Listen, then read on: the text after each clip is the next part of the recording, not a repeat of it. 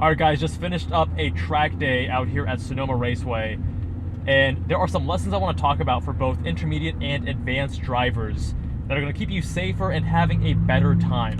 So number one sounds boring, but I promise you this influences all range of drivers from beginner to advanced, and that is your mind, both the mental and the physical. So when it comes to the mental, I mean your mindset. Are you approaching this through the lens of, hey, I want to learn, I want to have a good time, I want to be safe, I need to bring my car back in one piece, I'm not here to prove myself, I'm not here with ego, I'm not here to show other people that I'm faster than them, or need to hit some arbitrary lap time. That's the mental aspect. The physical is keeping your mind fresh to the point that it can operate at full capacity. So most importantly, sleep. Sleep is this thing that has been vilified for so many years. I'll sleep when I'm dead, all that silly nonsense. We now have the data that suggests sleep is so mission critical to not only your health, but also your performance. So your critical thinking abilities, your cognition, your reflexes, right? Your reaction time, these are all influenced by how well rested you are. And by being sleep deprived, especially chronically, you'll see significant and very noticeable decreases in performance that you can actually measure with a lap timer. It is truly astonishing stuff. Sometimes that is harder, and everyone from beginner to advanced is going to face times when they have sleep deprivation. What I personally do, and this is not medical advice, no doctor-patient relationship is formed, just informational purposes only, I will sometimes personally use doxylamine as a sleep aid. Number two is the importance of vision. Now this one I'm actually kind of embarrassed to admit, because if you guys have seen my GT4 RS review at Chuckwalla, I went there on 2 separate days. On one day, I think I hit a 155, which is not very fast by any means. The owner of the vehicle hit like a 151 that same day. So not very fast, but it was a track that I was newer to. I had literally done it once in my GR86 2 years prior. So, you know, I was rusty, learning the track, 155. About a month later, I went back to the track, and the owner got down to a 150 or 149, something like 1 or 2 seconds faster, because the track conditions were improved. It wasn't as hot. It was, you know, later in the year things had cooled down, and most people were going faster. And yet I could not get below a 2 minute. And I was like, what is going on? This makes no sense. And I thought maybe it was sleep deprivation because I was traveling a bit, and for one night I wasn't getting enough sleep. That could be a possibility. Low likelihood in terms of that big of a difference, and given the, you know, how much sleep I had and yada yada. What it actually was my vision. I recently had changed my contact lens prescription, and I was having issues with my old prescription such that I was getting eye strain when working on my computer. What the optometrist did was gave me multifocal contact lenses, which I later found out, because again, I am not an optometrist. So this is all new to me, even though, you know, us MDs, we learn eye physiology. We don't learn like lens prescriptions. I later learned that multifocal contact lenses do have a noticeable reduction in far distance sharpness. You get a little bit of blurriness in your distance vision. And also it wasn't necessary. So the head optometrist later showed me that, hey, you don't need multifocals. There's these other ones that just reduce computer fatigue. Got on those, everything is back to normal. But what I hadn't even realized, because it was subtle, it's not a huge shift, my vision was just degraded when I was at the track the second day. And without good distance vision, obviously you can't see the corners as well, you can't see your brake markers. It just reduces your confidence. So you're not going to push a car. I mean, it's very important to always be safe on track. That's the #1 priority, more so than having fun, more so than setting lap times, obviously. So I was essentially going around the track at such a reduced pace simply because I couldn't see far enough. Got my contacts fixed, and now it's all gravy, back to normal. Next is understanding your limits and listening to your body. There were several unfortunate incidents at the track today, and all of them were entirely preventable. A lot of contact made with walls and various structures, which is not good, obviously. You don't have a car that you can drive back home. If you're not insured, that's going to be very expensive to fix. Even if you are insured, it's normally a 15% deductible. The headache of getting your car fixed, towing your car back home, also is disruptive to the event because other people can't drive while they're cleaning up your mess, towing your car. So it's just a negative thing all around.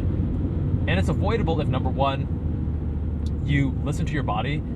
Later on in the afternoon, even if I haven't hit my goals or had as many clean laps as I wanted to, let's say there's traffic in most of the sessions, then I'm gonna listen to my body and say, hey, you know what? I'm just not feeling it. Rather than saying, oh no, but I'm out here. I gotta get at least one lap. And even though I'm tired, even though it's getting a bit hot, whatever it is, those are not good reasons. Those increase your risk. The second thing is ego. And a lot of people, you ask any man, he's gonna tell you he knows how to fuck and he knows how to drive. To challenge him and to say, hey, you know what? You can probably improve in each of those domains is to challenge his manhood. And he'll have none of it. So what you have to understand is that you may think that you are a great driver. There are some excellent drivers I've met. Way faster than me, and I'm not a particularly fast driver, right? I'm talking about like seriously quick drivers. They have the humility to understand that there are people that are even significantly faster than them. And those who get into accidents are never these people that know their limits, that have humility. It's always, almost always, I shouldn't say always, but a very high proportion of the time, it is those who are less experienced who think they know how to drive. And even though they're a beginner, first time on the track, second time on the track, they'll disable traction and end up with the car in the wall. And the rest of us were like, wait, how did the car end up at that location on that turn? That doesn't make any sense. And then you have to remember, oh yeah, this is someone who was not following the driving line, lost control, didn't know how to catch it, and then ended up in this place where you would not have expected them to be. So listen to your body and check your ego in at the door, because it's not helpful to anyone. It's going to put you at risk, both your car and also your safety, as well as those around you. And it's just a trap. Now, the last point is track awareness, situational awareness. When you're driving on the regular streets, you are probably shocked by how terrible the average situational awareness is. People unintentionally blocking you and camping in the left lane, people that almost hit you, people that are blocking intersections. Like it is absolute mayhem on the streets in the US because people they're not good at driving. It's actually the bar is set so low, it's shocking. When you go on track, you're generally surrounded by people who want to improve their driving, that want to be better. But even then, unfortunately, there's a lot of room for improvement. Now, it's not to shame anyone, this is just driver education, right? When you're on track, remember that you're sharing this place with other people. It's not just about you. So what I mean by that is there is certain etiquette when it comes to driving on track and letting people pass you.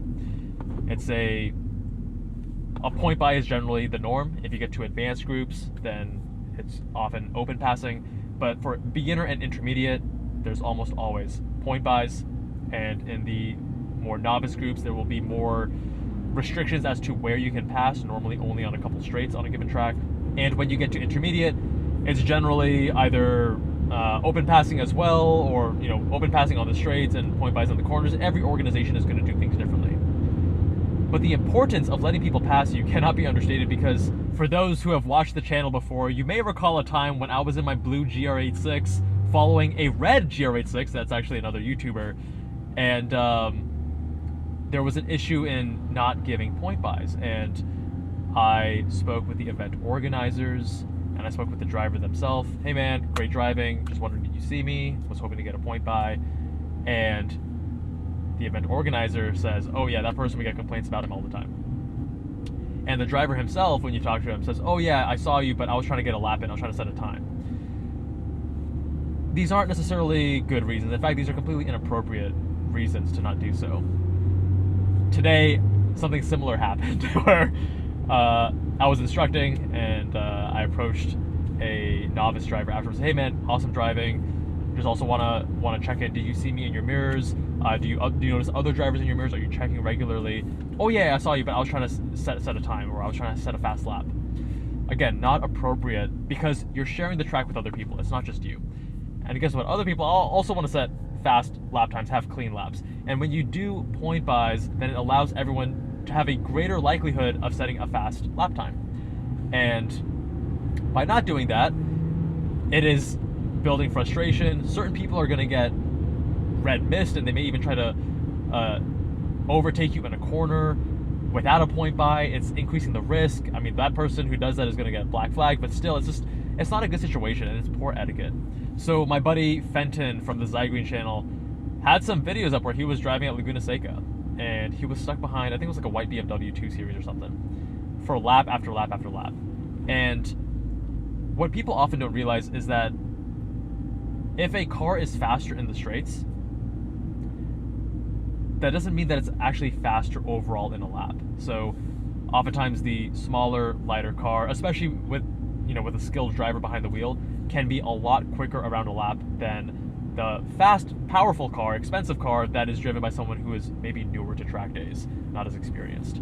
And what will often happen is that on the straights, the fast car is going to gap the slow car, and then in the corners, the slow car has to just wait and wait and wait. And while yes, the slow car could dive bomb, they could try to overtake like that, that's not safe, especially when you're dealing with a less experienced driver.